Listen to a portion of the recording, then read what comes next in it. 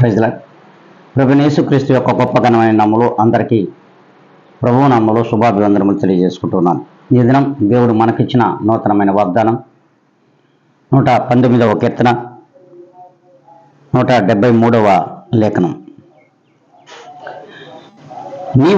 నేను నీ ఉద్దేశములను కోరుకుని ఉన్నాను, నీ చెయ్యి నాకు సహాయమగును గాక. దేవుడు ఈ దినమున మనందరితో మాట్లాడుతున్నాడు. దావీదు యొక్క కీర్తనలో దావీదు గారు ఏ రీతిగా అయితే ప్రభువు వారిని వేడుకున్నాడు, ఈ దినమున మనల్ని కూడా ఆ రీతిగా వేడుకోమని మరి దావీదు గారు సెలవిస్తూ ఉన్నారు. నా యొక్క ప్రతి అడుగు కూడా, మన యొక్క ప్రతి అడుగు కూడా దేవుని యొక్క ఉద్దేశం ప్రకారం జరిగినట్లయితే, కోరుకున్నట్లయితే ఖచ్చితంగా ప్రభువుల వారు చెయ్య మనకు సహాయంగా ఉంటుందని దేవుడు సెలవిస్తున్నాడు. మన ఉద్దేశములు, మన యొక్క కోరికలు, మన యొక్క ఆశలు, మన జీవితంలో బ్రతుకుచున్నటువంటి బ్రతుకు విధానములన్నీ కూడా యెహోవాకు ఇష్టమైన ఎడల అట్టి ఉద్దేశములను దేవుడు సఫలపరుస్తూ మన ప్రతి కోరికను కూడా దేవుడు తీర్చడానికి సిద్ధంగా ఉన్నాడు. ప్రియమైన దేవుని బిడ్డ,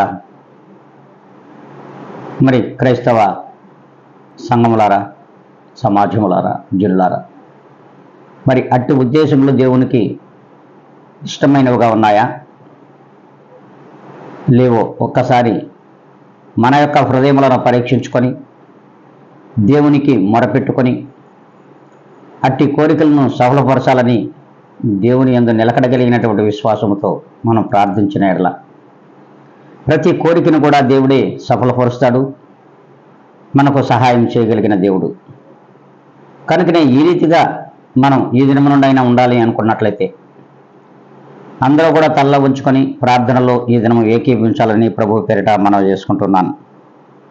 మహాపరిశుద్ధుడా, ప్రేమ నమ్మకం కలిగిన మా గొప్ప ఘనమైన తండ్రి, ఈ యొక్క నూతనమైన దినములో ఇదిగోనైనా నేను నీ ఉద్దేశముల చొప్పున నడుచుటకు కృప చూపండి.